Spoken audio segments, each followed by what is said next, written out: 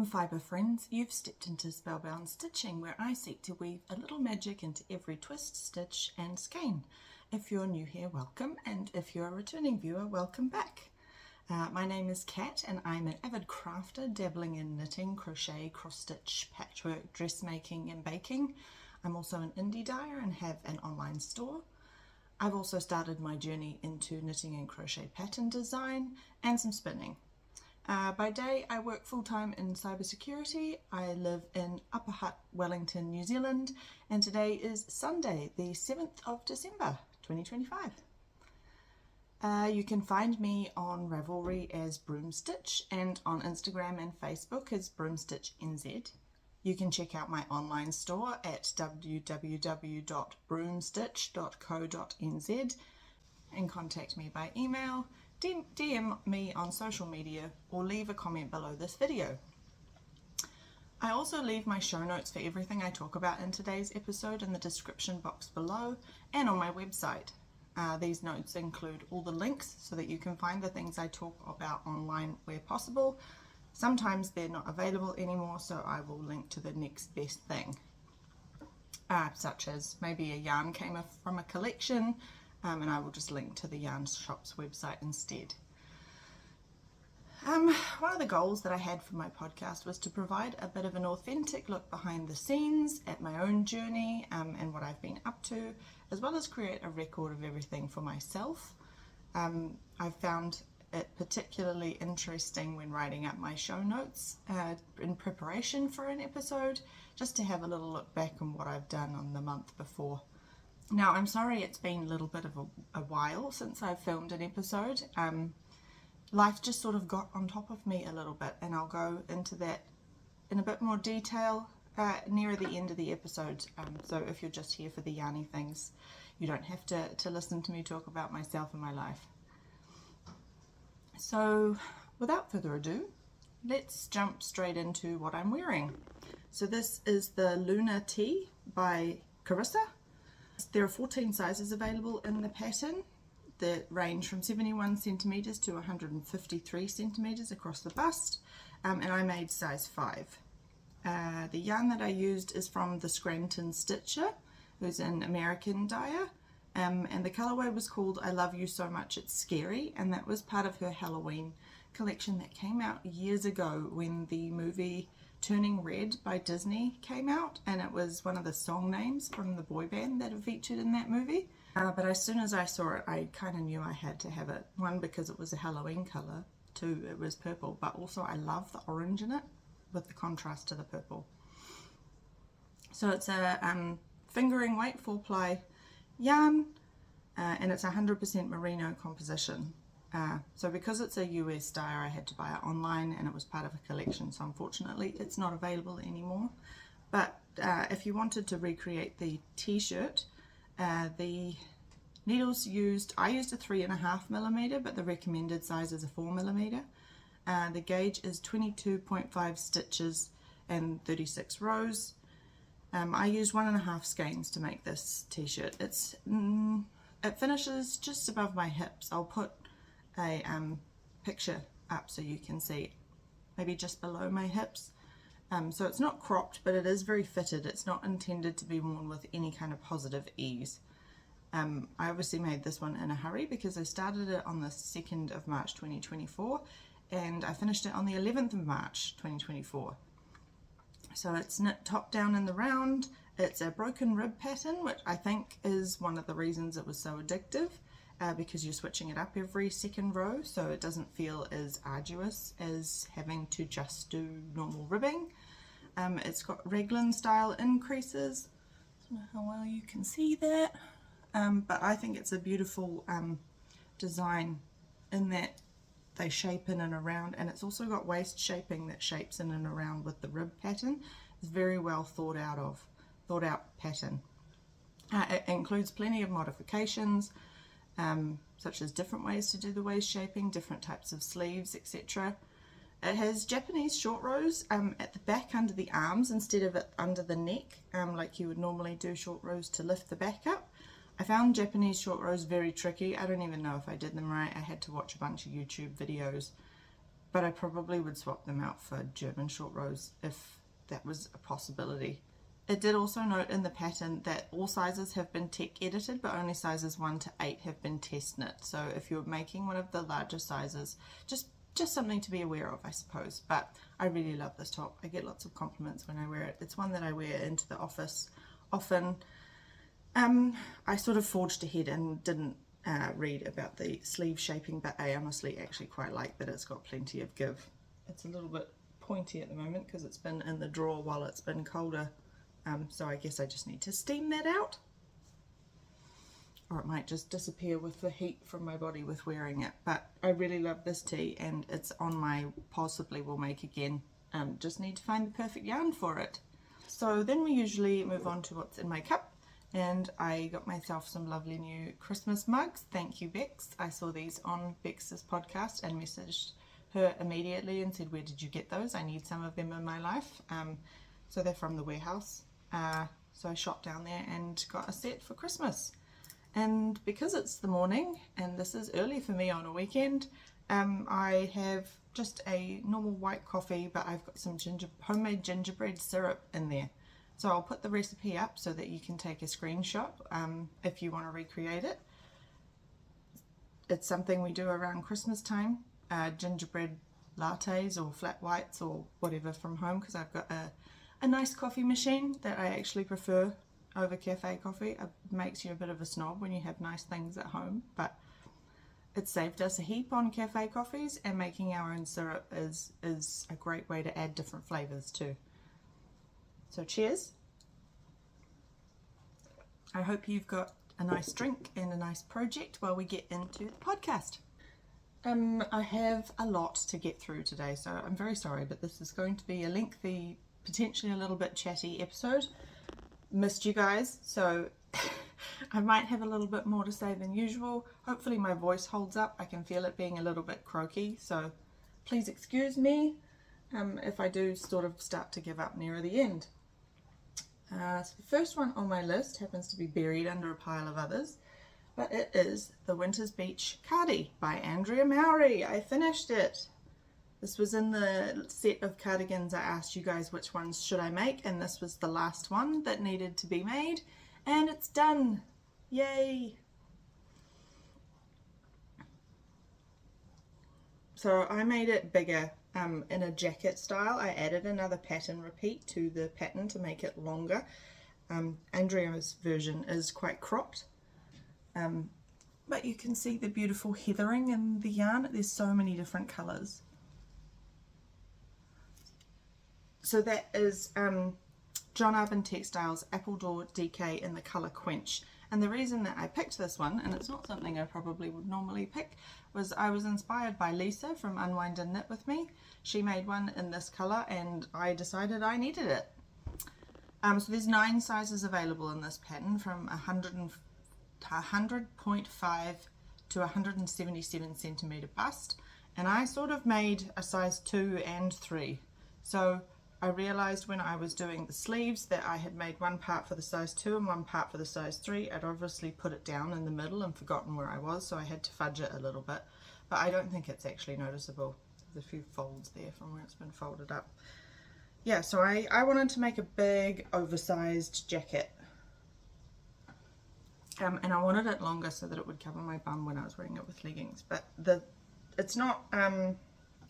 I'm okay with it next to skin, depending on the level of stimulation I'm feeling for the day, but it is a little bit scratchy, so it's probably best for outerwear, and it's sort of my intention to use this for going on walks with the dog on the colder days, because it can get pretty chilly with the Wellington wind, and I've worn this outside and it keeps the cold out really well. There's 250 meters per skein, and I used 4.6 skeins, so not quite 5, which was a little bit less than what the pattern said that I would need, because that's about 1150 meters. The composition of the wool is 40% Devon close wool, 40% Romney, and 20% Exmoor Blueface, so they're all British breeds sheep. I started that one on the 22nd of September and finished it on the 6th of November, which sort of lines up with my thinking that I put it down for too long and then forgot where I was and decided I was making a different size in the middle. I used 4mm and 5mm needles, and that is the recommended gauge. That is the recommended needle size. The gauge is 22 stitches over 24 rows, and honestly I didn't check it. I've knitted a few other Andrea Mowri patterns, and I sort of know that my gauge sort of lines up with hers, and because this was just intended to be a big jacket to go over the top of everything else, I wasn't too bothered if it came out bigger. In fact, I like that it came out bigger. It's knit bottom up, so you knit the front panel and the back panel in separate pieces, and then you join them at the shoulder with a 3-needle bind elf. Now in the pattern, Andrea's got that showing on the outside for an exposed seam kind of look, but I decided I didn't want that and I did it on the inside, so my shoulder looks a little bit more seamless and I like it that way. Maybe if the seam was going all the way down the sleeves or something, that would be cool, but I didn't want it. That's the only place that would have an exposed seam, and I wasn't keen on that idea. Good thing about this cardigan is you knit the button band as you go. So you just do an edging stitch by slipping it onto your needle when you start the row, so you don't have to come back and pick up a button band or a placket, because it doesn't actually have buttons on it. Yeah, so it was pretty easy make. The sleeves were, because you put this piece on when you're knitting the body, it didn't feel as long doing the stockinette, but the rib obviously felt quite long, because that's a lot of ribbing. And it was my first time doing an inset pocket, so you put waste yarn in. If you saw my last episode, you'll see there was green yarn in there. You put waste yarn in, and then you knit a patch and sew it down on the back, and pick up and knit the ribbing. Yeah, interesting experience. I really liked it. I like how the pockets have turned out. You just can't put anything too heavy in them, because you can see they're a little bit gapey. And if I put my phone in there and I lean forward, it just flops out. But that's okay. Now the second two I don't actually have with me anymore because they were gifted, but it was the Here We Gnome Again by Schira, who is also Imagine Landscapes on Ravelry. And there are 2 sizes available technically depending on your yarn weight. So she's got the instructions for a fingering 4-ply or a worsted weight one, so you're going to either get a little small gnome or you're going to get a really large gnome. But you could use any weight of yarn that you wanted. You just have to adjust the needle sizes to accommodate it. So the couple that I made were for work colleagues. One of them we traded handmade Christmas gifts, and she made me some lovely Christmas poi, and the other was my boss. Just because I know she loves making handmade Christmas decorations every year, and instead of saving her present for Christmas time, I thought I'd give it to her early so she could have it for her Christmas display. There's 2 names in the pattern, and I've decided that mine are going to take the Neville name, and when I presented this to my boss and told her what it is, she said, "Oh, that's my dad's name." So that was quite a little bit of serendipity. I used up some scraps for these, so the red and green are also in the pattern. It's a 1-colour gnome with just a different colour for his beard, but I decided I wanted to make them Christmassy, so I did a different coloured hat to a different coloured body. So for the first one, the green was some leftover from my Urla top, so that's Black Wattle Farm fibre, and the red was left over from my Rocket tee, and that was by Witchfire fibre, and the cream was just something out of scrap that had no label. But for the first one I held some gold thread with it for his beard, because I knew her Christmas decoration colours were red, green and gold, and I didn't have any gold coloured yarn, not enough anyway.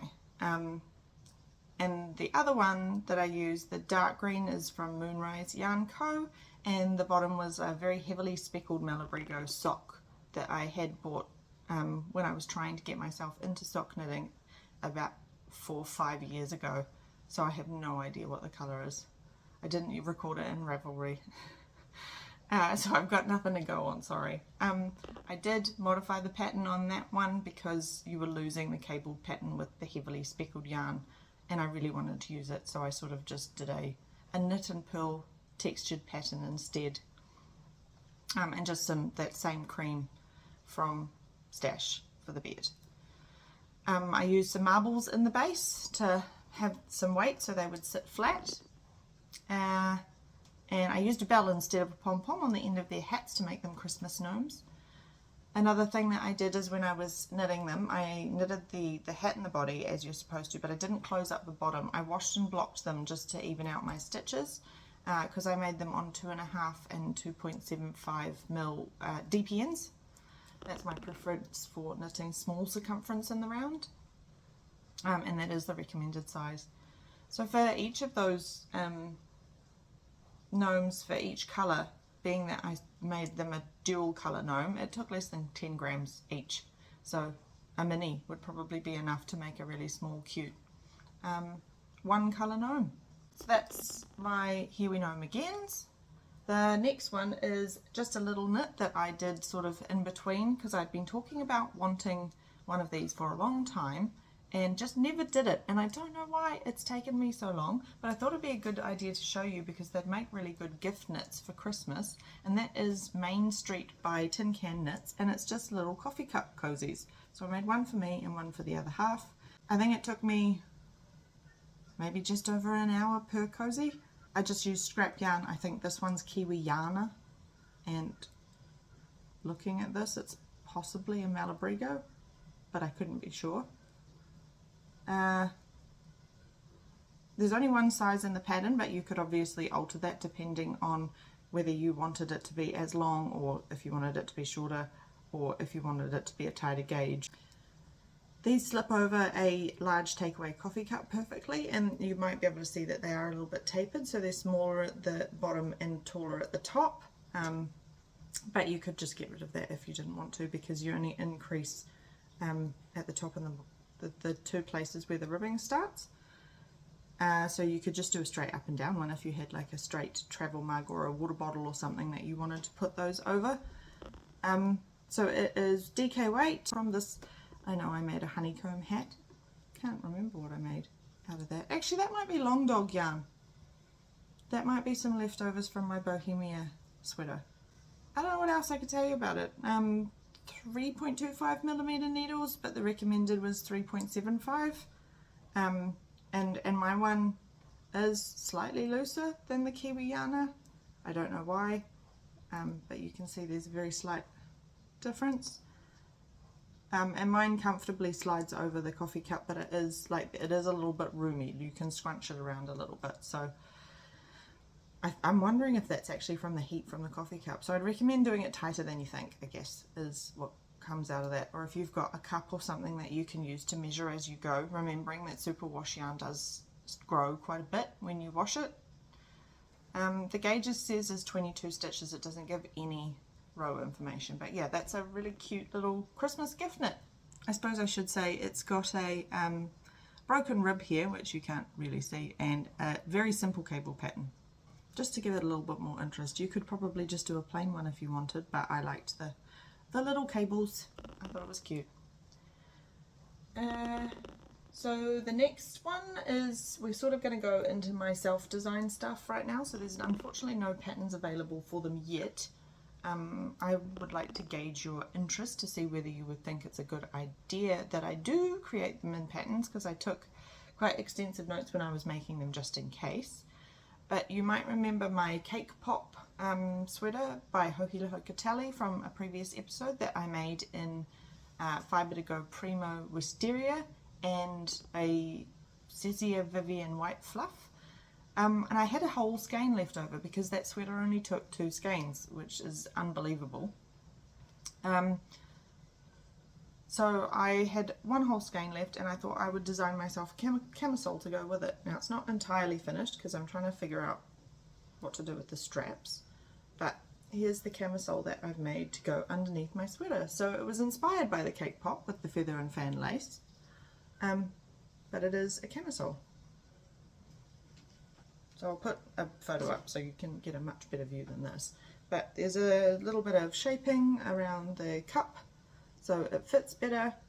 Feather and fan lace, I-cord on the bottom. There's I-cords at the edges around here so that you don't have to do any kind of finishing. And there's I-cord straps and the back goes straight across, and there is buttonholes on the back to accommodate the straps. So I'm trying to find some nice buttons to go on the straps because I want them to be adjustable. I want to be able to wear it either looser or tighter, so, or to crisscross over at the back. So put two buttons on the straps essentially, so that you can wear it looser or tighter, or you can crisscross them over. Yeah, so that's my Sprinkles camisole. I named it Sprinkles because I figured it needed to be something sort of related to a cake pop. So it's made in Fibre de Go Primo Wisteria, which is 100% superwash merino, and there's 360 meters per 100 grams, and I used up pretty much the entire skein. I just had a little nugget left. So for smaller sizes you would need less than a skein. So I thought that was pretty good. I used 3.5mm needles. I really love this yarn. It's so pretty. But it's I don't have a lot of white clothes, so I needed something to wear underneath the sweater, and particularly on a colder day, having double layers of wool would be delicious. I started that one on the 25th of September and finished it on the 1st of October. Being that it is a self-designed one, there was plenty of ripping out and figuring things out, particularly when it came to starting the feather and fan lace, so that I can make sure the pattern lined up in the middle, holding it awkwardly as I stand there.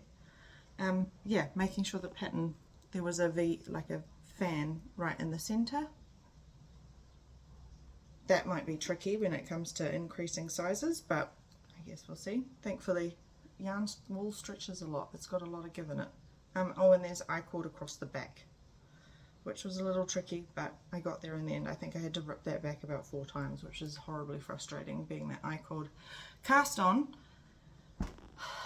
is very time consuming, so deeply upsetting when you have to rip it back.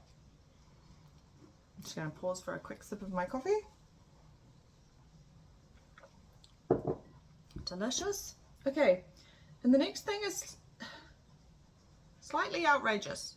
I was flicking through a commercial clothing website and I spotted a thing and I went, oh, I could make a version of that. And then I, spur of the moment, ordered the yarn, and when it arrived then I realized that I actually had to do it. And went, I don't know where to start. So I guess the easiest way to there's 2 pieces to it, so the easiest way to tell you and show you, I guess, is to start straight off with saying I made a skirt suit, and it is, I've named it Enchanteur. There's a photo next to you so you can see the whole thing, but there's a little skirt with a button on the back to close it, and that's kind of just a tube, so that's not very interesting to look at, but the jacket might be, and then there's a jacket to go with it.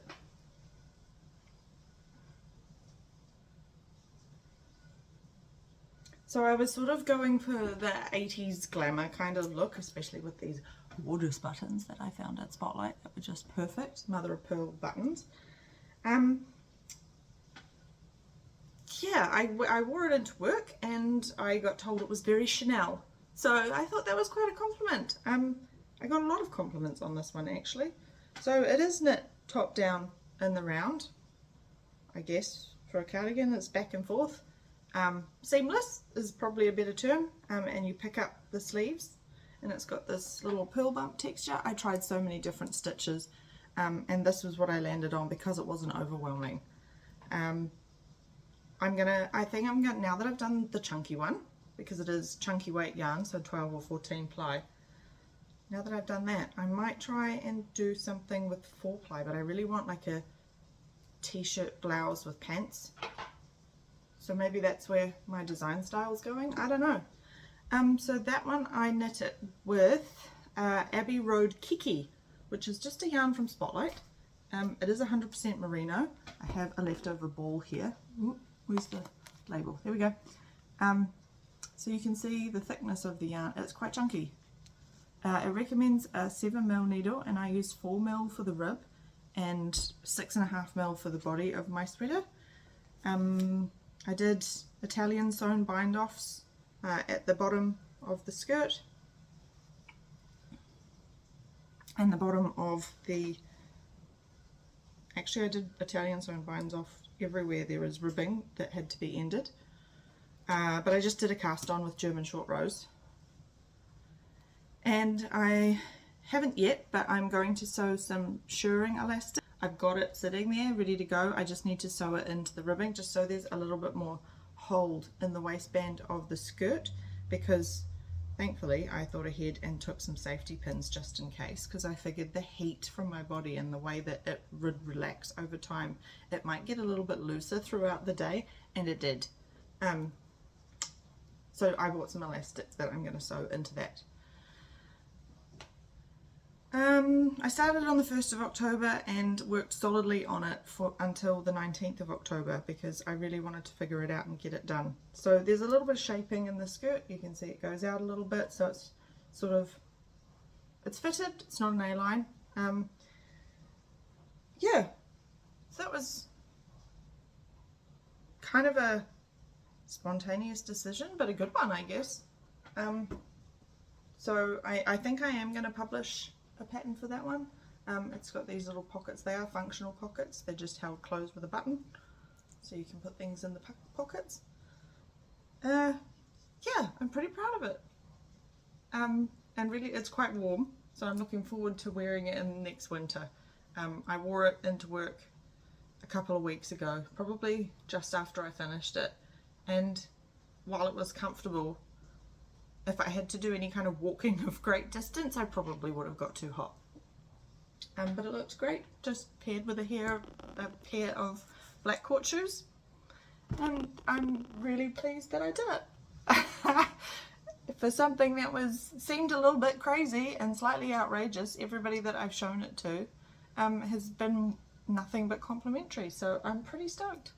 I guess it would be nice to hear what you guys think of it. My little crazy idea, so we'll see. I've been watching The Block Australia, the new season that's just come out, and one of the ladies had this gorgeous brown knitted like blouse and trousers set, and I've seen them before on a couple of commercial websites. Trousers seem like a much bigger undertaking than a skirt, and I definitely know that I would want it to be in fingering weight yarn. So then there's also the challenge of how do you make sure the areas that you don't want exposed are not just open if you're doing a lacy knit, because I'm guessing it's going to have to be on quite tiny needles as well, so that might be a long haul project, but it's definitely something I want to do. If anybody knows of any designers who have already tackled that challenge, I'd be really grateful to hear about that. Right, so I guess we're on to new cast-ons.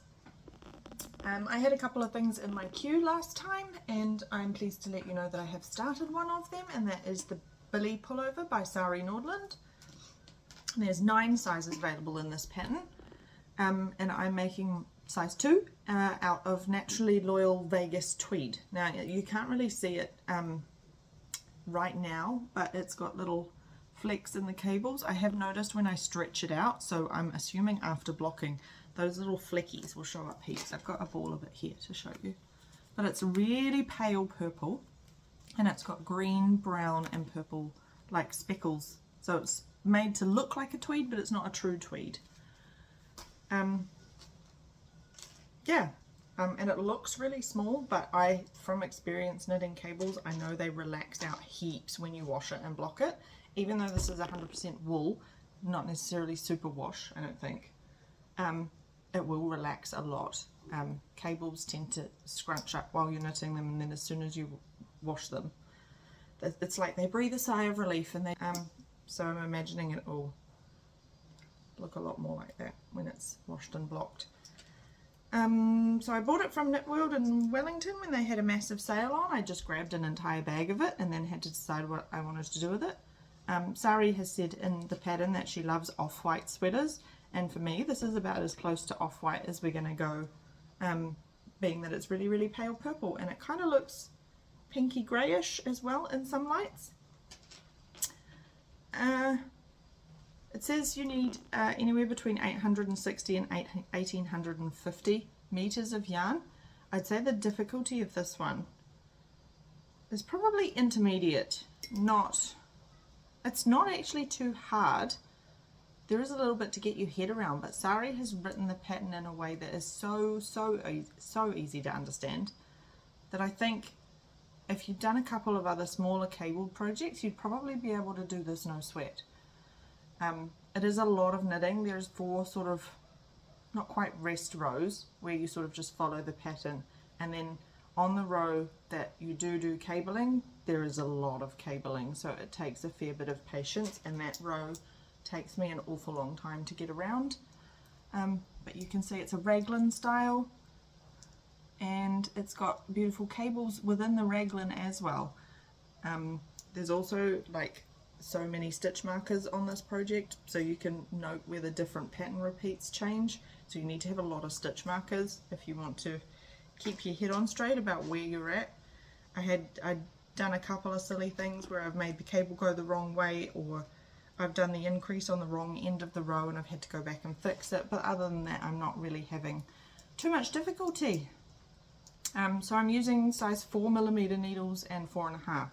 So technically it says it should be an Aran weight wool that I'm using, but I'm using DK and it's working just fine. And I really like the fabric that it has created. The gauge is 20 stitches over 22 rows, so it's reasonably loose, but not too bad for a DK.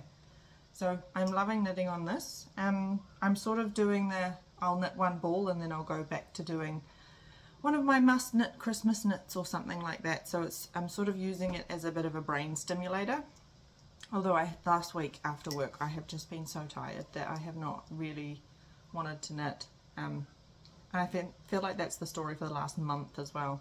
But obviously you start straight onto the neckline and you pick it up later to do the neck band.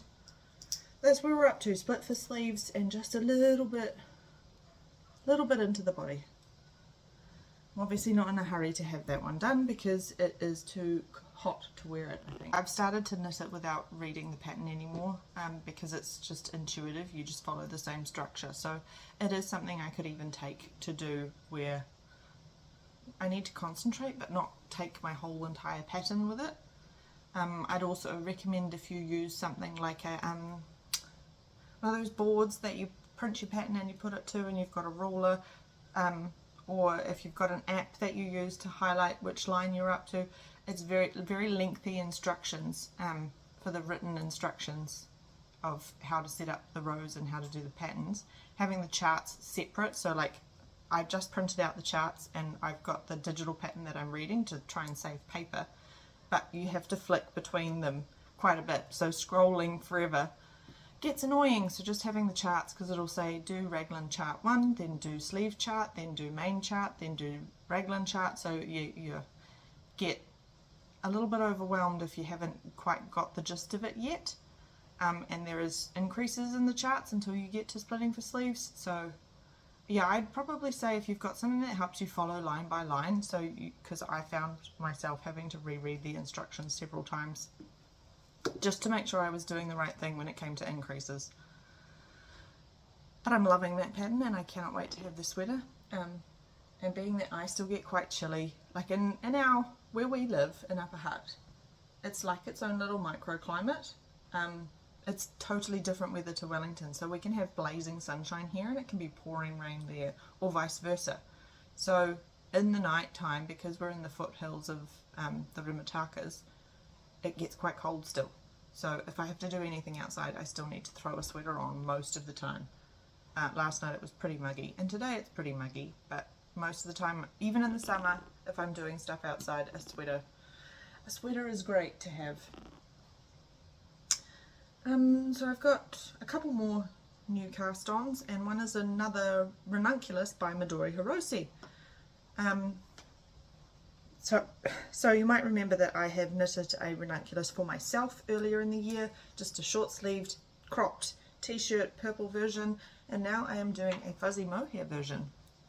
And this is intended to be a Christmas gift for my daughter, so we're doing a long-sleeved version. We've split for sleeves and I'm now well into the body.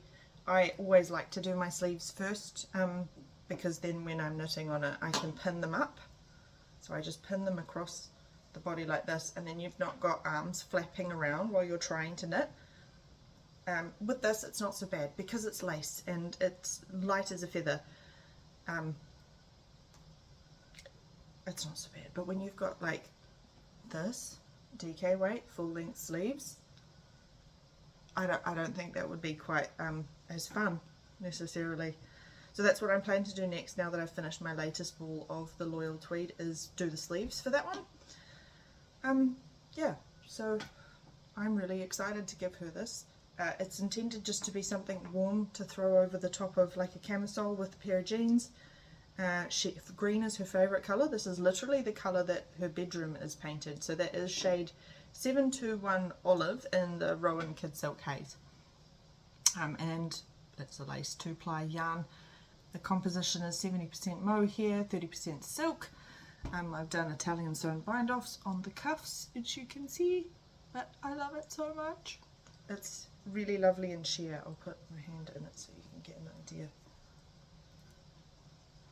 So it's see-through. You can see my rings and the different colours of my nails. But yeah, it's deliciously warm. I have another sweater which I'll wear another time that is just a silk mohair, and it's surprisingly warm. And she gets really hot, so having something airy that the wind can pass through, like just to keep her warm but also let her skin breathe essentially while she's out and about, I think she will really love it. So that, I purchased the yarn from Goodwool Hunting in the Wairarapa. I'm using the 6mm needle, so the recommended size for the pattern. It says I'll need 530 meters. I don't know how much is on these. I think it's 210 meters. So I finished my second ball last night, which is the point that I've stopped, and it was so stoked with myself. The movie finished and I had about 30 stitches worth of yarn left to go, so I just did that until we got to the end. So we can join the next one. So technically I've already used 420. Reckons I'll need 530. I'm going to keep going, and she's not too much of a different size to me, so because she's 16. So I think I'll just go until it hits the top of my hips, similar to the length of this one, and then do some ribbing and an Italian sewn bind off. I love the look of the Ranunculus. I did notice when I cast on for the wide neck, and there was no way it was getting over my head. So I read ahead a little bit to where you do the first lot of increases just after your ribbing, and I cast on that number of stitches. So we've got, I think it's the same for all sizes of that one, but the wide neck it said only cast on to 60 stitches, and I cast on the next lot, which is 90, and it fits over my head well and it doesn't gape. So either I'm doing something really wrong, or because nobody else seems to have issues with the pattern. It also has short row shaping at the back and the front in the pattern. Now I did the short row shaping in the front with my one, and I don't like how it rides up, depending on what I'm wearing underneath. So if I'm really wearing something kind of shiny, then it rides up in the front and I feel myself constantly pulling it down. If I'm wearing something underneath that's a bit more grippy and it stays where I put it, it's not so bad. But I don't really want to rip it all out. I just pick what I wear it with now. So it's not top down in the round, it's a circular yoke, and it's got some basic patterning, lace, nothing too strenuous, so it's very easy, beginner friendly pattern if that's like your second or third maybe sweater. And you can knit it in any kind of yarn you like, any gauge, any width. Depends what sort of look you want for the sweater. Yeah.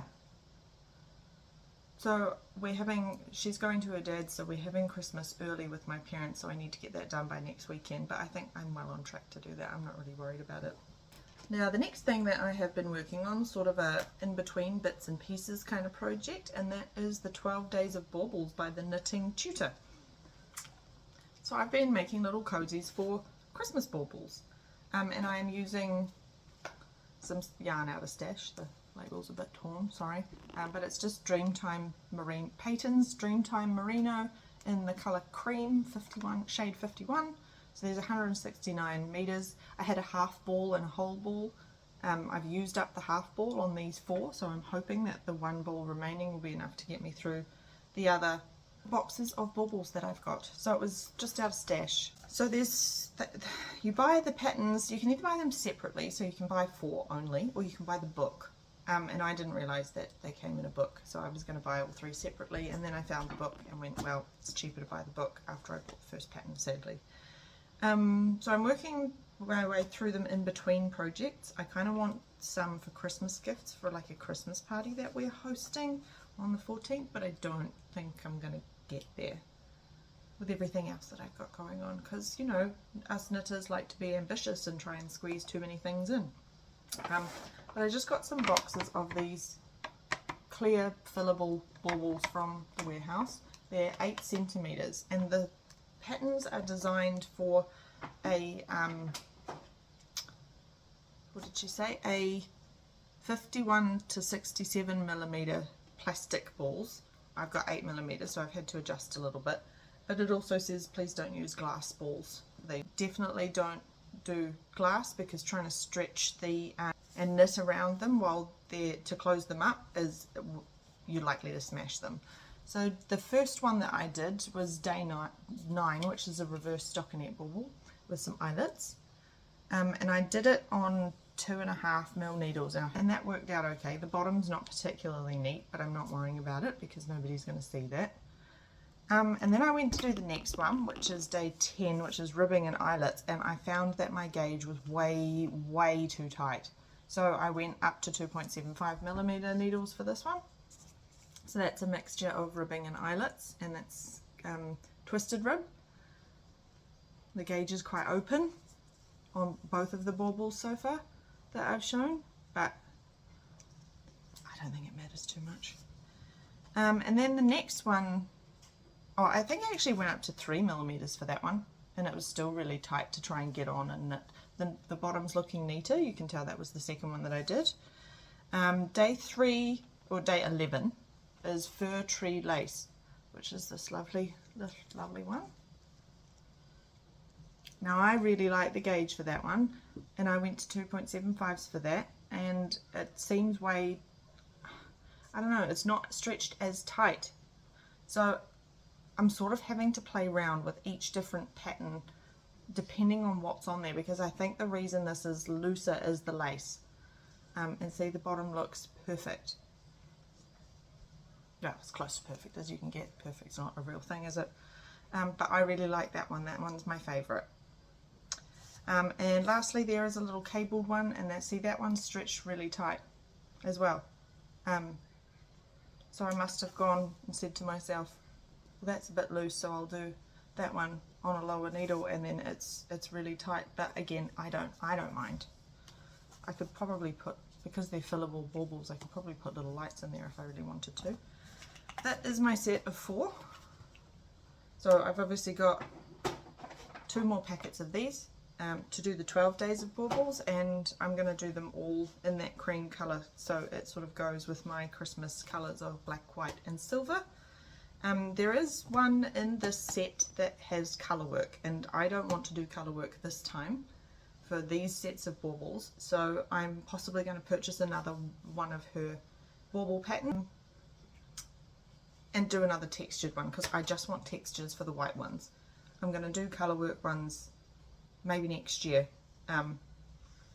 in specific colours, but I just want white ones this time around. So that's my 12 days of baubles. We'll go to works in progress. So the first one I'll show you is my vanilla socks with Afterthought heel. At the moment I just have sock tubes. So these are Yarn Floozy Reloved Tweed, and they are self-striping. She does special edition self-striping balls when she goes to shows. So I got this one at Capital Fibre Fest. And it is 85% merino, 15% Donegal neps. There's 400 meters per 100 grams. And I use 2mm needles for my socks. So the reason that I haven't put the heels in yet, and I haven't woven my ends in yet, is because I want to I get 2 pairs of socks for myself, because I've got really tiny feet. Like these socks I cast on 56 and have to go down to 48 stitches for them to snugly hug my foot. I want to do the second pair before I do heels, so I can get the most out of the length, because I'm not sure if I'll get another full pair of socks if I do the heels now. And then I'm just going to do a plain heel if that's the case, and I'll probably do one that's got some percentage of nylon, because I'm quite hard on my socks. So the heels of mine wear out and the toes wear out reasonably quickly, but that's the reason I do mine cuff down, is so I can rip back a toe and put a new toe on. But also another reason I do an Afterthought heel, because I can rip out the heel and replace it. I've got some socks that I did totally top down with the heel flap and gusset that were my partner's, and they've worn through the heel, so now I'm going to have to darn them with the darning mushroom. But thankfully I managed to find the little nugget of yarn. Well, I didn't. They managed to find the little nugget of yarn that I had lost, that was the leftovers, because I kept it just in case. So now I've got that on my to-do list. But that's my vanilla sock tubes. I use the Kirby Werby method for the Afterthought heel. I find that one the easiest, and she's got videos on how to do that on YouTube. Another work in progress. You've seen my Quirky Quintet shawl before by Stephen West. Turn that around in case there's a pattern in there. I haven't done a whole lot on it. I've done another section, and I've started another section, so we haven't made a huge amount of progress, but I thought I'd show you anyway that I haven't actually entirely neglected it. So this is made for my other half, so they can have a big shawl like my one. And it is mosaic, geometric colour work and texture, and it is being all made in Mrs. Peacock yarns that we bought when we were at Vibratron. So it's a fingering 4-ply weight yarn, but there's only 338 meters per 100 grams, so I don't know how we're going to get on once we get to the bottom of the shawl. I guess we'll just see how we go and adapt when we get there. But that is 100% merino. I kind of want to get it done so they can have the use of it in like late summer, but you know, just to throw over your shoulders when you're outdoors. But I don't know if I'm going to do that with all the gift knitting I'm doing and stuff. So some of it I can't show on here because I know they watch. Yeah, I'm not going to have enough time to get that done before Christmas, I don't think, because with a shawl like that, you know, it gets the rows get longer and longer the more you knit on it. So I think we're going to run out of time, but that's okay. So the colours that I'm using in there are Treasure for the gold, Lush for the green, Velvet is the purple, Fireglow is the orange, and Silverwood is the silver. And I'm doing it on 3.5mm needles. So I guess that moves on to what's in the queue. And the next thing that I'm going to make once I cast off my Ranunculus is the Alpine Bloom by Caitlin Hunter. So there are 9 sizes available in that pattern. You've probably seen it. It's all over the internet. It's between 91.5 and 173 centimetre bust, and I plan to make the size 2, which is a 101. The recommended needles are 3.25 and 3.5. I'm going to make mine on 3.25 across the colour work, but then switch to 3mm needles, I think, for the body, because I know my stockinette is a little bit looser than Caitlin's. I made a couple of her other patterns. And I plan to make it in Happy Go Knitty, Mardi and Cashy. So it's a 4-ply fingering weight sweater, and the reason I'm doing 2 different kinds is I got these at the Wairarapa Wool weekend. One's upside down. So that is the main colour in the Mardi, which is the 60% superwash merino, 20% silk and 20% yak. And that's the colourway Jacaranda, which is my favourite colourway of Helena's. So that's for the main body, but then the Cashy, which is 50-50 silk merino, I got this lovely little set. Excuse the crinkling, sorry. And I plan, because it's done in Spin Cycle, which is colour changing yarn, I plan to just do an ombre type of fade with that, so you can kind of see it's a bit darker. I'm going to start with this one, I think, and move across, so that if I get to these ones and I'm finding it's too low contrast, I might just skip one. But I also have some of this to hold with it, which is a sparkle thread in purple. So that is just going to be held with that. only for the colourwork flowers. So the flowers are like a Scandinavian design on the circular yoke. So I got my inspiration from the White Rapa Wool weekend to make that. So that's definitely, I want it for summer, so I'm kind of hoping to get the colourwork done so that by the time it's Christmas and you're sitting around talking with family, that I can just sit and knit on the stockinette body. She does have lace around the neck and the cuffs of the sleeves. The ones on the sleeves are intended to be knitted separate and then grafted on, but I've seen some other people have just flipped the lace pattern that they used for the neck on its head and just kept knitting. I think I'm going to do that. And I also think, if it's not already, I couldn't tell by the pictures, if it's just ribbing on the bottom, I'm going to swap it out for lace as well.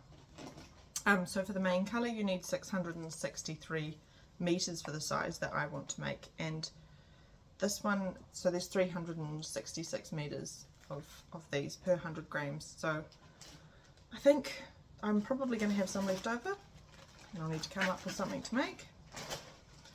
And for the contrast colour you need 263 meters, so there's approximately 400 meters in there, so if I have to omit one of the minis because it's not a high enough contrast, then that's not going to be a big deal because I've got enough in probably just those three colours, those first three colours, to be honest.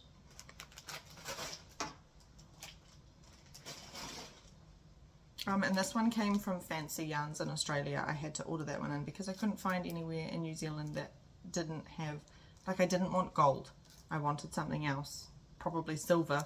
Then I came across that, which was purple, so I was like, perfect. Good little store. They've got some interesting stuff if you want to go check them out.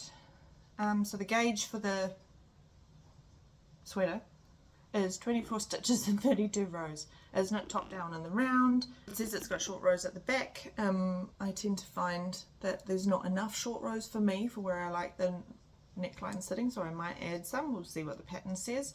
But it's stranded colourwork across the yoke. And I haven't done any stranded colourwork in a while, so I'm looking forward to that. And the other thing that I have added to my queue, I also want for summer, so I'm sort of putting the pressure on myself, aren't I, is a little cardigan to go, just a short sleeve one, maybe crops, just to go over dresses when you're wearing like a dress with little straps and you want something to cover your shoulders. And I have chosen the Millie cardigan by Irene Lynn. I attempted to knit this pattern a while ago and the yarn that I was using was too busy, but I got this one at Woolfest from Helene also, Happy Go Nitty, Sikkim. So that's 65% superwash merino, 20% silk, 15% in this particular case. There are 8 sizes available in the pattern, 90 centimeters to 154. It's intended to be worn with 5 centimeters or more of positive ease. So I'm going to have a look at the gauge that I get and decide what size I'm going to make. It'll probably be the size 2. It says you need 660 meters. Now there's only 480 meters on here, but to combat that, I'm going to do the top part and I'm going to do the sleeves. Her sleeves come down to elbow length. I just want them to finish sort of, actually probably not too far away from where this is finishing, and then I will just knit the body until I'm going to run out of yarn. Because it's intended to be sort of a bolero, is that the right word? Just to go over dresses, I don't think it's going to matter if it's quite cropped. And even if I decided to wear it with jeans, if I wore it open just as a thing to cover my shoulders, I think that would look cute anyway. So it says the needles are 3mm and 3.5mm, and the gauge is 25 stitches over 31 rows. Now I know I get 24 stitches on a 3.75mm needle with this one, so I think I'll probably be knitting using those recommended needle sizes, but because the pattern's actually technically written for 8-ply, but because the gauge is so tight, I think it's going to be fine. Because I want a lacy over dresses thing, I think using, because you can possibly see there's a little bit of a halo on this yarn, it might fill some of the gaps, but I think that'll be good. So we're going to give that a go, and hopefully I can have this done before I go away on my holiday, because that's what I really want it for. It's top down, knitted seamless, so because it's a cardigan, you're obviously not going in the round, you're going back and forth, and then you pick up for sleeves and you knit down the sleeves.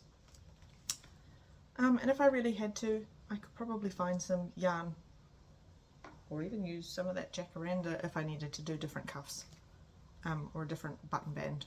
We'll see. But that's the plan for that skein of yarn, and those are the next two things that I plan to cast on for me. If we go on to new patterns, new designers, not necessarily new designers for me, but new patterns. The first one that I wanted to talk about is the Gnome by Schira. Now this one's only just come out for Christmas. It comes in one size. It's intended to use DK yarn, and for her samples she used Rowan felted tweed, and he's a lovely little Christmas gnome. So there's 5 colours. Well, I don't think he's that little. I think based on the photos he's quite big. There's 5 colours, so you need 3 colours that sort of melt into each other. So in her case she's done green, and then a creamy colour for her contrast, and then a really bright red. I think it's scarlet in her version, for a high contrast, just to do the little details like his mittens and the little pom-poms on top of his hat.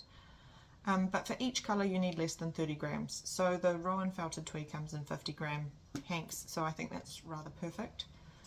Because it is stranded colour work, I would say the difficulty level's probably like intermediate, maybe slightly advanced, because it's fiddly, it's little. It's done on small circumference, and I find colour work in small circumference particularly challenging, but I'm definitely going to make this gnome. And I say that because I have ordered some Rowan felted tweed. I have some in my stash already, so I'm just going to made up some extra colours with the scarlet in my order, and a couple of other bits and pieces to try, including some of those Addy Flexi Flips. We're going to give those a go. He's got a cute little story. I think he runs a scented candle workshop for Christmas, which is adorable. And if mine goes well, I plan to do some gift knitting of those gnomes as well. Not this year, probably not this year. That might be a little too ambitious. But for next year, if mine goes well. It's a very big if. And the next one is by Rachel Ilsley, and it's called Not to Be Missed, and it's part of her macrame collection, where it's knitwear inspired by the knotwork in macrame.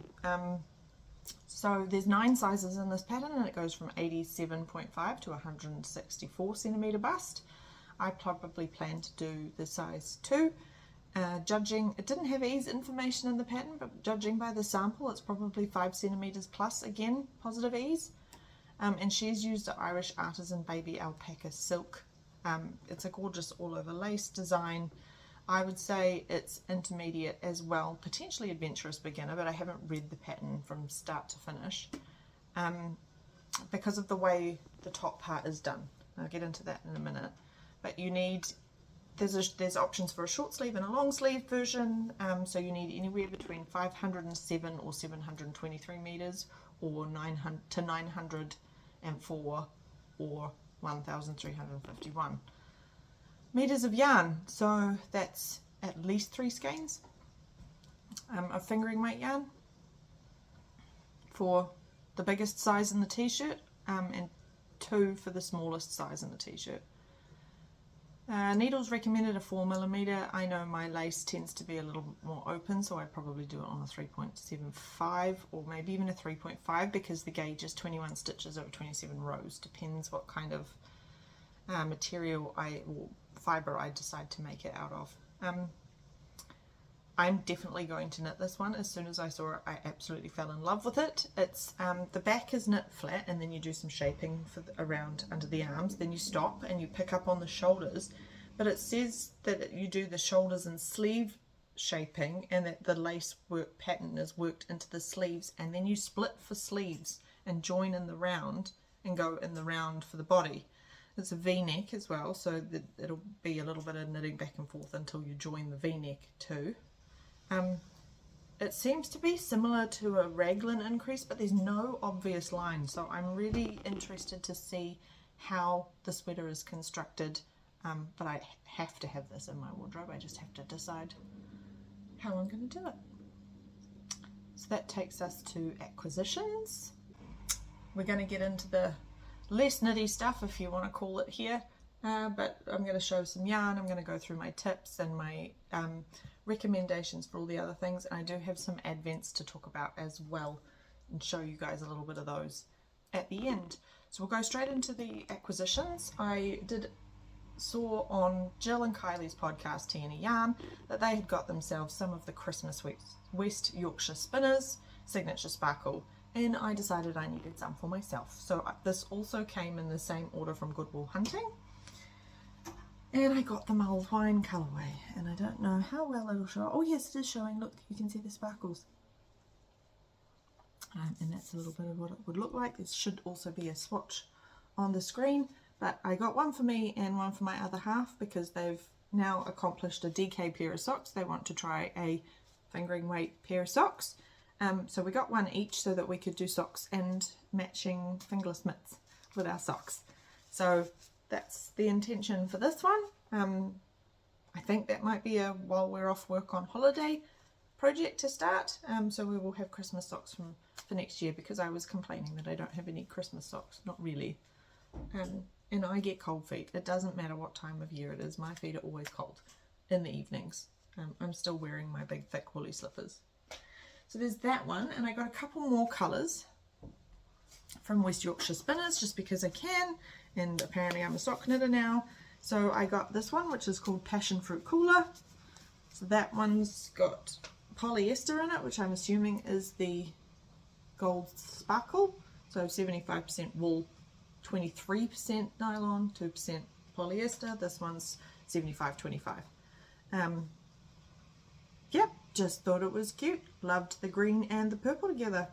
And I also got this one, which is called Hidden Gem. For these reasons, it's purple. But I like the way that this one knits up, and I've put a picture on to show you what they knit up like. Yeah, interested to give that a go. So it's sort of going in my sock stash.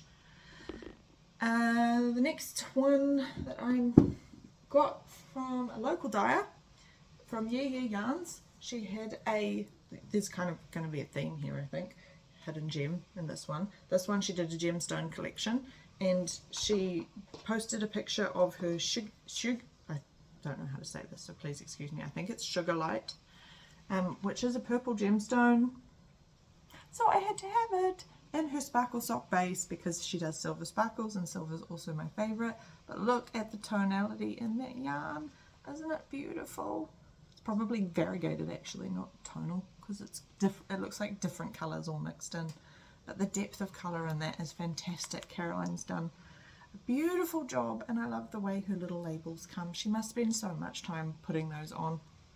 And all the little details, you know, handwritten colours on the label. So I got 3 of those. So I'm wondering if maybe the Rachel Ilsley top might be in this one, because I have enough to do a long sleeve version. So we'll see what my decision ends up being. But so this one is 75% merino, 20% nylon, 5% silver stellina, and there's 385 meters per 100 grams on the skein. And Caroline she's got several different ways that she sells her yarn. She's got pre-orders.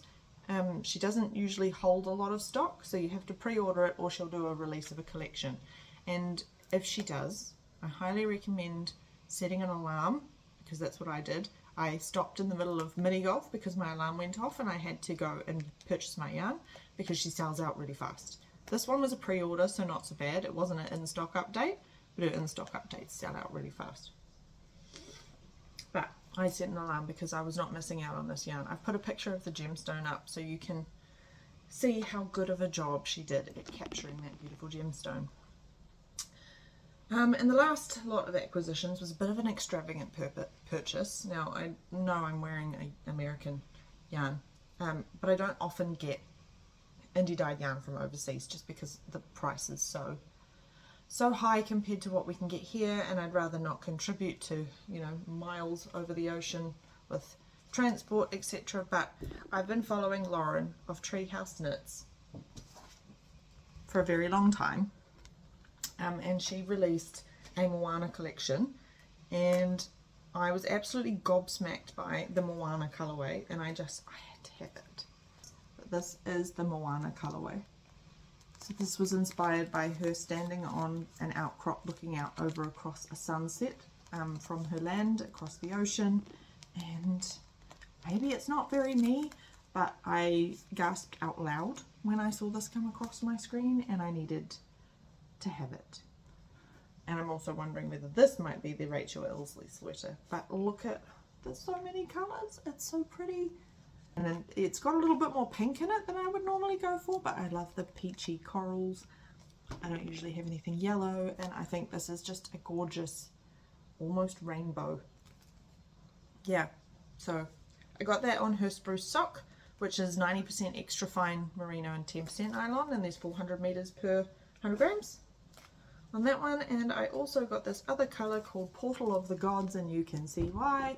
It is the most gorgeous purple. I got 2 of those on the same base. So this is when Moana is swimming down and trying to reach the Portal of the Gods in the second Moana movie. Had to watch it when I'd ordered the yarn because I realised that I hadn't seen it yet. But that is so vibrant. Like you can tell on Instagram when something's going to be pretty and bright, but then when you unwrap it in person it's something else. So I haven't decided what that's for, but based on the quantity that I've bought, I'm guessing it's going to be a t-shirt. So that's that. I'm going to switch up the format now a little bit because I normally don't go in this order, but I'm going to group them this time. We're going to do indie of the episode and then podcasts because I want to cover the same lovely lady in the one go. So the indie of the episode we're going to talk about is Amy from Handmaiden. She is the home of New Zealand's first fibre club. She has lots of little cool tools and accessories on her website. Some of them are manufactured, some of them are handmade by Amy. That includes things like her cordsmiths, which are an I-cord tool, and she's got 2 sizes, small and large. She has stitch markers, scissors and snips, labels, needles, gauge rulers, etc. She has a monthly fibre and yarn club, so if you're not a spinner you can still get the colourway in a yarn. She only has limited spots though, and they don't open up very often, so if you happen to get one of those, congratulations. I got her stitch marker advent, which I'm going to show you a little bit later on. She's very well known for doing self-striping yarns, and she does those in DK weight and fingering weight, and they come in plain or sparkle. And I've made some sparkle socks with her, and I've ordered lots of little bits and pieces and tools from Amy in the past. So I highly recommend you go and check out her website. Again, she's one of those ones that if you see something on her website that you want, I recommend you grab it now because she sells out reasonably fast. From my experience anyway, I've gone back to get something and it's gone. So that leads us straight into podcasts, which is Amy Makes. So this is where you get to see what Amy's been up to in her own personal making. And she does a little bit of a shop update, and she'll do a reveal of her fibre club with plenty of time afterward to make sure everybody's received theirs. I would say her episodes are what I would call short and sweet, so they are really great when you're pressed for time or you just want some really lovely company while doing a little task like cooking your dinner. They're usually somewhere around the half-hour mark, and she has a couple of projects that she shows off, sometimes that guest features her mum. But I love watching how other people put their colours together, and Amy has really good colour sense, being that she's a yarn dyer. And I've definitely added a couple of things to my Ravelry queue because of what I've seen on Amy's podcast, and sometimes even plan to recreate it in exactly the same colours. I find her very inspiring and lovely and sweet to watch. She's based in New Zealand in Gore, so that's down in the South Island, and she's also responsible for organising the 45 Degrees Fibre Festival that happens down in Gore every year, so that Southland has a good yarn event to go to. So I guess a big thank you to Amy from the yarny community, so we all get to mingle at another event. Those events must take a heck of a lot of organising. I mean, just doing a podcast, for me, in the format that I like doing it, it takes me at least half a day to do all my notes and create all my images and things, probably more like 6 to 8 hours. And then there's filming, and then there's editing and uploading. So I can't imagine that probably takes another half a day. So we're probably talking like 14 hours total to get a podcast episode out for me. So I can't imagine what organising an event to that scale and having to organise all the vendors, the venue, etc. So props to Amy, because that's quite an undertaking. Go check her out. highly enjoyable little podcast. She's also got some tutorials from her earlier videos of how to do things that are really short and sweet, and if you just need a quick reference, are handy. And she does a wee bit of spinning in her videos as well. So that's Amy Makes and Handmaiden. Since we're already doing media, I'll go straight into books. So the books I'm reading, I finished Cursebound by Saara Arifi. Now I just have to wait for book 3 to come out. And I am really looking forward to it. I loved those first 2 books. The world that she has created is incredible, and the detail and the culture of the people, fantastic. And I love the way that she writes. You don't feel like it's an effort to read. Now I read a lot of my books on audiobooks, to be fair, because I like to be able to do something else while I'm listening. But I'm really looking forward to book 3 coming out. So then we've also got Iron Widow and Heavenly Tyrant by Shirang Jaijiao. She's a Canadian writer and has put out these 2 novels. It's a duology. I'll get into how it ended at the end. The first book, fantastic, lots happening, lots of emotion. She's based her characters off Chinese legends and Chinese mythology, sort of around the world that she's created, but it's totally a reimagining. It's not historically accurate at all, and she recommends that you go and do your own research on these characters. There's a fair amount of trigger warnings to go with these books. When you first start the book, it's probably about 2 minutes worth of trigger warnings, because they are quite graphic and quite violent in a lot of ways. So they're intended to be older teen fiction, but I would say, yeah, if you've got a sensitive teen, not recommended. So the first book, absolutely loved, fantastic. The second book took me a little bit more to get into, because it was quite dark, as in it was very negative. There was not a lot of hope and nice feelings and good things happening. So it was a little bit more of a push through, but once you got sort of to the halfway mark, it took off again, and it went back to a similar vibe to the first book. And then the way that it ended didn't feel like an end to me. I feel like there needs to be a 3rd book, but it was only ever intended to be a duology, which is kind of disappointing, because I was left with more questions by the end, going, but why? What happened to this? What happened to that? And I don't like ending a book series like that. So maybe I'm hoping that she'll change her mind and she'll make it into a 3-part series, and there'll be another one that comes out. But yeah, really enjoyable, really good books to read. Just do be aware, plenty of trigger warnings.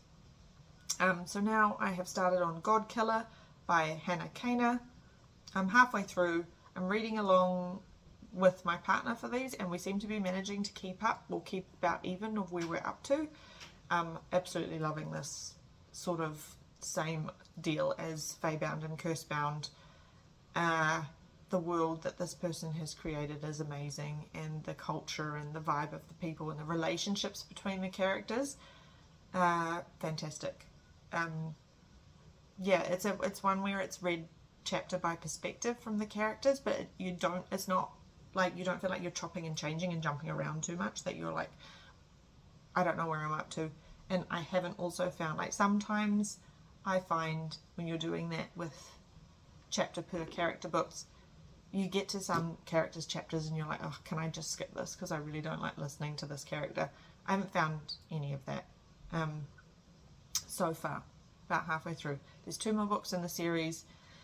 The reason I chose this trilogy is they're not terribly long books, and I did have a goal to finish 20 books this year, and I'm up to 17, so if I finish this one it'll be 18, and if I finish the other 2 before the end of the year, which I'm hoping, because I will have some time off and some Christmas break, that I will be able to, I will make it to my goal. I'm gonna have the same goal for next year. I've done a lot more reading this year than I did the year before, and I'm loving experiencing all the new books. So if you've got any recommendations for books that you think would be good, this God Killer came from Amy in the UK recommendation. Thank you, Amy, very much enjoying it. You were right. If you've got any that you think I should check out, let me know in the comments. Normally I also talk about some upcoming events or make-alongs or knit-alongs or crochet-alongs. I don't actually know of any that are happening at the moment. So again, I'll put it out to you guys. If you know anything, please post it in the comments so that other people can find out about them. Crafter's tip, short and sweet one today. Save your scraps and trimmed ends. I put all mine in a jar and I use them for stuffing. So I comb them out and I use them for stuffing when I'm making little softies. So you can see like this one is from my skirt suit. That would make really good stuffing because it's not super fine. But there's some ideas for using your ends. Is you can use them for stuffing. Check if anyone in your local spinning group or anyone that you know likes to use little tiny bits of ends for carding to make a tweed yarn. Kids art and craft projects. I saw a really cute idea where a mum had a big light roll of brown paper and she cut out some shapes and she put like tape on one side and then just gave her kids heaps of craft supplies, little pom-poms and things, and they just, she hung it on the wall so they could reach it, and they just stuck all these things over the tape, so it kept them busy. I guess kindergartens and things might also appreciate a donation of crafty bits. Those clear baubles that I had for the little cozies I'm making, you could also put coloured scraps in those. I sort of wondered maybe if you chopped it up really little so it looked like confetti, that would be quite cute, and you'd get quite a few ends in there, and you could pick the colours too, so it could go with your Christmas theme. It looks like I've got some longer bits in there, and I'd probably use longer bits for gift wrapping or making tassels. But that's my tip, is save your scraps.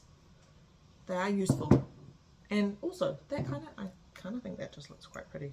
It's a little bit all over the place, but it sort of sits down the side of where I do my knitting, and every time I trim my ends after I've got a pile, I just scoop them up and stuff them in the jar. Cyber tip follows a crafter's tip normally, and I'm just gonna sort of do a bit of a roundup almost, but it's because scammers tend to become more active around the holiday season. I just sort of wanted to give everybody a heads up and let them know that be a little bit more mindful when you're doing things around Christmas. So watch out for any unexpected contact from companies that might be deliveries you weren't expecting. Sometimes you get a notification in your email or by text to say, hey, we can't deliver your parcel because you need to pay this fee. Quite often they're not legitimate. And phoning your postal carrier is often better than clicking the link. Or if you know you're not expecting anything and none of your friends or family have sent you anything, I would just ignore it. Another tip is if you're going away on holiday, don't post on your social media that you're going away, and certainly don't share like plane tickets or other personal details, passports, whatever, on the internet. I would recommend posting when you get back, because then people can't tell when you're away from your home. Keeping an eye out for deals that seem to be too good to be true, and checking the authenticity of online stores when you're shopping online. So there's so many stores out there, you can't possibly have heard of all of them now, but checking that they've got the little padlock when you're shopping and you're processing a transaction to make sure it's encrypted. If they've got the option to use things like PayPal, I would go for that option because it's much easier to get a refund from PayPal if you don't receive your goods than an independent site. Check with friends and family to see if they've used the website, that kind of thing. If you're not sure, asking somebody that you trust is always a good idea. Also a reminder that no government agencies or postal services or anything like that will ask for personal information in text messages or emails. So IRD, for example, will send you a thing to say, hey, you've got a new letter. They won't give you a link to log in. You have to go to their website and log in to view the letter. So if you get something that says it's from a government agency or department or similar, and it has links in it, or from your bank, I would not click them. Go to the website manually and have a look there by logging into your account that way. Because if you click on a link and log in, you're potentially giving an attacker your login details. So slow down, I think, is the main theme. Attackers or scammers rely on urgency or a sense of panic that they make you feel to do silly things. So slow down, think about it. I know there's a whole lot of stress and a whole lot of rush happening at the moment to get everything done before the Christmas season. But we just need to be mindful still of where we're purchasing from. Also a good time of year to look out for your whānau. Make sure older people or younger people understand the dangers, or if they need a little bit of help with their online shopping or anything, take the time to do it, because it's much more important that we look after them and protect them and their assets than have them make a mistake and lose a fair bit of money or something like that. Would be awful, especially around Christmas. Again, we come back to, if you're not sure, ask someone you trust. Quite happy to be a sounding board for people if they need a hand with something. So let's switch over to something a little bit nicer. I usually do a Broomstitch feature, so I talk about something that's available in my shop, and I've chosen 2 yarns for you today, and that's because I think they're kind of festive, but kind of not, I suppose. That is Deersill and Widdershins, and they are a pair. So that's Deersill, and that's Widdershins, and they are both dyed with exactly the same colours, just applied differently. So you can see there's peachy plum speckles on the Deersill, and there is the blue speckles on the Widdershins. So that one's a coral base, and that one's a sky blue, I suppose. I think they're gorgeous, and they go so well together. Nice contrast if you're going to do colour work. But I include little stories about each of my yarns on my website. Holding that one upside down again.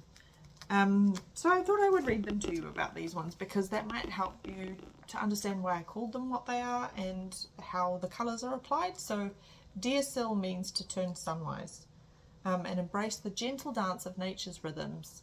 A serene colourway that echoes the cyclical flow of the seasons. Soft pale blue hues create a tranquil backdrop reminiscent of clear skies and sunlit horizons. Delicate speckles of coral, plum and chamomile yellow scatter across the surface like blossoms adrift on a summer breeze, evoking the vibrant energy of nature's bounty. So that's Deersill's little story. And then you might have heard me say coral, so that's where the coral then comes in. So Widdershins says, behold the enchanting allure of the untamed with Widdershins, a captivating colourway that defies convention and dances to its own rhythm. A base of tonal coral sets the stage for a whirlwind colour as shades of blue, plum and chamomile spiral and twirl in a mesmerising display, inspired by the Scottish term for turning opposite to the sun's course. So when I twist the skeins, I twist one clockwise and I twist one anti-clockwise. So you get a slightly different patterning, which you can actually kind of see on the skeins. How cool. Yeah, so they're my twins, and I think my mum would love something in this. Maybe not so much this, but a colour work something is definitely in the future for me with these two. Just have to decide what that is. I also don't wear these colours that much. Blue does look nice on me, I just haven't worn it in a very long time. So we'll see. I'm using yarn to break down my fear of colour, I should say. Fear of varied colour. So I normally wear only black, purple and maybe the occasional bit of red. But because I get to play with pretty yarns, I get to add extra colours into my wardrobe. I've just noticed an acquisition that I didn't show you, and that's because I didn't put it in my notes, but I noticed on the bench in the kitchen at work that somebody had popped these little tiny knitted Santa badges. And they were selling them. Their grandma knits these every year, and they were selling them for a few dollars each. So I bought a couple for me and Ash. So they're a cute little knitted stuffed badge. Little hanukoko, which is the Māori word for Santa Claus, and he's got a little what are they called? Art yarn, something, little beard, little fluffy beard, but he's got his little Santa hat, and I'm going to wear him over Christmas to work. So we've got little matching ones, but I paid a little bit more than they were asking because I thought the price was too low for something that's hand knitted. And they're just so cute. So that's my little hanukoko badges. Now I'm going to do advents before I go into a life update and then close out the podcast. So I mentioned that I got the Handmaiden advent from Amy. That's how it came. And this gorgeous little project bag with gemstones on it. And there's a whole lot of little envelopes in there. There's also a tin to put all the stitch markers in. Mine's got a little bit dented, but that's okay. That was in the post, I assume. And they each come in a little envelope. So I'm going to show you a couple. Not all of them, unless you want to see all of them, I suppose. But the first one came with a little ring to attach the stitch markers to. And they're all cut glass or little gemstones. So that's the first one on a lever back clip.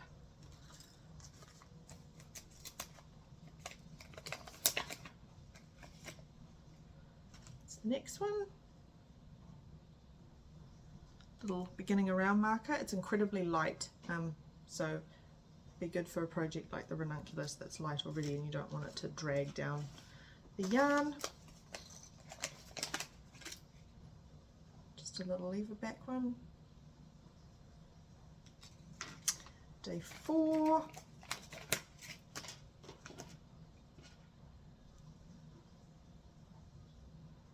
Some little pink stones, and it's got a little bead over where the stitch marker joins to stop it snagging. Whoops. I'm only going to go up to 6.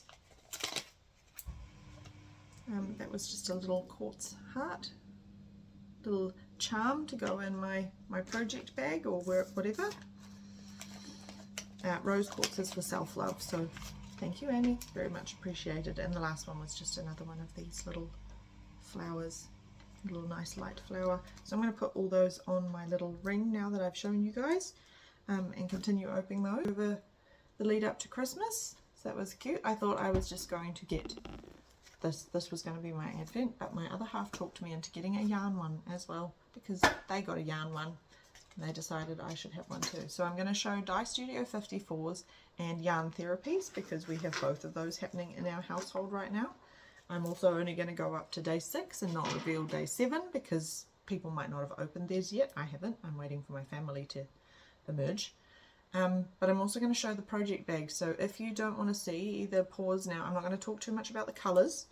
I'm just going to show, and so you can look away and come back when I say, right, you can come back. So this is my one from the Dye Studio 54 from Alicia. So this is the little project bag that I got. So it's got a handle, very handy if you're wandering around. It's drawstring. It's a lined project bag. It's quite thick, and it also came with a lovely pair of scissors, and they've got a little guard on there so I don't accidentally take myself out on scissors. But the advent for this one is a fade. The inspiration picture was autumn colours, so I'll put them in order when I hold them up so you can see. I'm keeping them as I unwrap them in the project bag, you might have gathered. Let's see if I can hold them all, because there's 6. I got it on the sparkle base, and this is the fade that we've got. So maybe not technically my colours, but I think they're beautiful, and the fade that she's done is so good that I'm definitely going to have to make something out of it. It's 100% giving the inspiration picture of autumn leaves.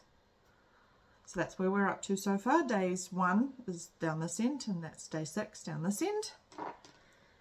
So that is the one from Dye Studio 54, and it came in this lovely box with a ribbon around the bottom, and the way that it's laid out is like this. So you just take one from the next one in the queue, this one, and that's my main skein for Christmas Day.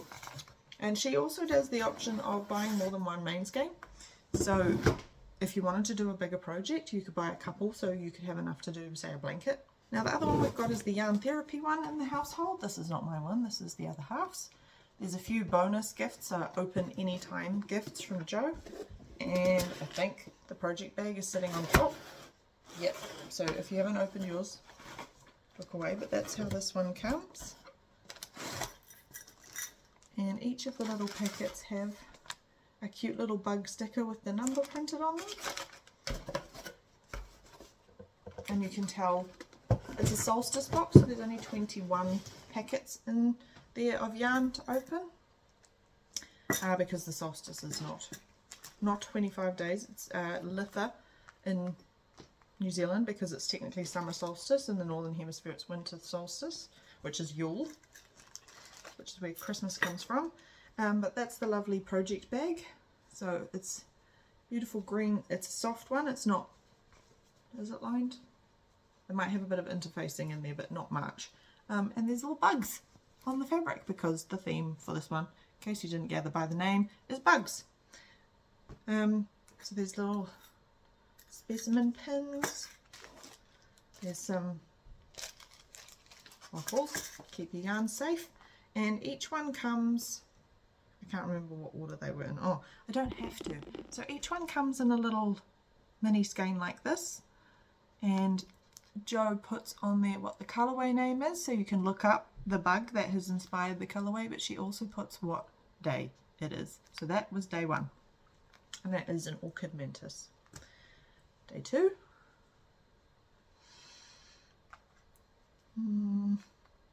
Day 3. Day 4. Day 5. And lastly, day 6. So Ash got that on a merino linen base. So that's the Merlin base, which is 90% superwash merino and 10% linen. So we're thoroughly enjoying those. We both open them up, put our hands inside and go 1, 2, 3 and draw them out at the same time. So we get to see each other's colours. So that's heaps of fun. My daughter is a little bit harder to buy for because we don't want to buy her just more junk that she's not going to use, and she's not a crafter. She's an artist, so maybe I could look at an art advent calendar, but she's really into K-pop and things. We're a bit of a K-pop household now. So because she also loves going shopping at the Asian supermarket, what we did was we went to the very large Asian supermarket in the city centre, and we went and purchased a whole bunch of snacks and things that we don't know if she'd tried or not, and we've wrapped them up individually as an advent for her. So she's been having a different kind of snack each day. Yesterday was some Korean seaweed chips. Oh no, yesterday was some ramen, and then the day before was seafood chips. But that's sort of what we've done, and there's a couple of K-beauty things in there for her as well, face mask and things. I can say that because I know she's not going to watch this, because what 16-year-old wants to watch their mother ramble on YouTube about yarn? And Animates do a puppy advent, so Frank has his own advent too. The cats couldn't care less, so they just get a treat every night. So we've all, we're well into the swing of Christmas and preparation and all that. I wanted to know from my audience, what is your favourite holiday or summer tradition that you do with your family that you wouldn't mind sharing with us or me? Because I would like to learn a little bit more about what other people do for their traditions. When we're raised, we have our own family traditions. Little things like we put our stockings on the end of the bed, and then when I was with my other half, they were like, why do you do that? That sounds like an awful idea. And we were watching a Christmas movie last night, and apparently it's an English thing to do. Maybe it is in other places around the world, but that's what all the English characters in this movie put their stockings on the end of their bed, which, yes, it does make it difficult when you have to try and steal the stocking or fill it with a sleeping child. I used to steal Jordan's and go and fill it and then put it back. She did catch me once, but she thought I was Santa because I was wearing a big dressing gown. So that worked out in my favour. Apart from she was telling everybody that she saw a big fat man leaving her bedroom. I'll take it. And like having an orange and some cherries in your stocking. That's also, apparently the orange is a British or Irish tradition. That's been passed on from my family. And like Ash's family tradition, we have bacon and egg and cheese muffins in the morning, like the ones from McDonald's, but you build them out your own yourself, and hash browns. That's their thing that they did every Christmas morning. So what's yours? I'd love to know. A little bit of a life update since we're at that sort of stage chatty. I did manage to keep my job. So with the restructure, I managed to keep my job because one of the other people in my team opted to move to a different team in their preference. So we're down one person in our team. They have managed to keep a role, so that's good. We didn't lose anyone, but all the changes came into effect on the 1st of December, which meant there was a whole lot of farewells and things happening on the Friday the 28th of November, which was quite sad, saying goodbye to some really good people. Some of them had chosen to retire, so that's, I guess, nice for them. It's not nice to have to be forced, but a good outcome for them, I guess. So the October just got away from me because it was all this process of having to reapply for your job, having to do interviews, a whole lot of extra admin. The applications for the job took me a few days to do. So I applied for more than one just in case I didn't get it, and then I had an external job interview just in case I didn't get anything at work. And I do a Halloween party every year, so that sort of also added more admin on top. So that's, I'm sorry, that's just why the end of October, beginning of November episode just didn't happen. And then we had stuff booked in because everybody wants to get things done before Christmas for the whole of November. So this has been the first weekend that I've actually had some time to do anything for myself, really. We did a whole lot of outdoor work. My parents came down and we've not got a big property. We've got a lot of gardens though, and a lot of plants and maintenance that needs to happen. So we hired a trailer and did all that stuff. My workload up to Christmas is looking disgusting at work. It's that whole, I guess you've got to do more even though you've got less people. It's not very helpful, but everyone's sort of going, we'll figure out what it looks like in the new year. And then obviously because I pushed everything too hard, I got sick. So it's been a bit of a roller coaster over the last couple of months, and maybe next year, because this is my first year doing this, maybe next year I'll just plan it a little bit better and get as much as I can set up before the weekend of Halloween. Oh, that's the other thing that happened. My tattoo artist had to reschedule. So we had the Halloween party, and then I had to go in for my last session of my back tattoo the next day because he had to reschedule me, which was the day that I had planned to film the podcast. So yeah, it all got a bit thrown off, and then I'm obviously a bit sore and all taped up after getting tattooed, so movement isn't very free and easy. But the good news there is that's all done now, and I've booked in with a friend to do some photography, so I'll be able to do a big reveal of the back tattoo soon. So that's pretty cool. When I say I'm getting my back tattooed, people assume I'm getting like a little thing. No, the whole thing's done. So looking forward to showing you guys that. We did our decorating for Christmas last weekend. We're doing outdoor decorating with lights and things today, I think, after I've finished with this. And then tonight I will do the editing and posting of my podcast. And football season has kicked off. So I follow the women's Phoenix team. So we've been watching, and there's been some Football Ferns games on lately. So we've been following the football, and that's been fantastic. We did get smoked by the Matildas. Not unexpected. The Matildas are a fantastic team, and if I can't support New Zealand, they're my second team that I support, being that they're our neighbours across the ditch, and they're just an amazing team. So it was 4-0 the first game, but then the second friendly it was 2-0. So we managed to halve it, even though we didn't have like our A squad, I guess. Friendlies are a good chance for the other players to have some time on the field. So it was a really good game to watch, that second one. There was so much happening. Very emotional, very exciting. So that's pretty much everything for the life update, which means I guess I should wrap up my episode. So before we wrap up for today, I just have a little bit of a request that if you enjoyed the magic or something that you saw here today, if you could please give my episode a thumbs up or like. That would be much appreciated. I'd also love if you consider subscribing and to my channel. It might seem like small things, but both of those things send massive ripples of support out into the internet that enables other like-minded people to find me and my episodes. So if you could, that would be lovely. But that's all for today. I hope you've been inspired by something you've seen here today. Thank you for choosing to spend your time with me. I know there's so many others out there that you could, and I deeply appreciate it.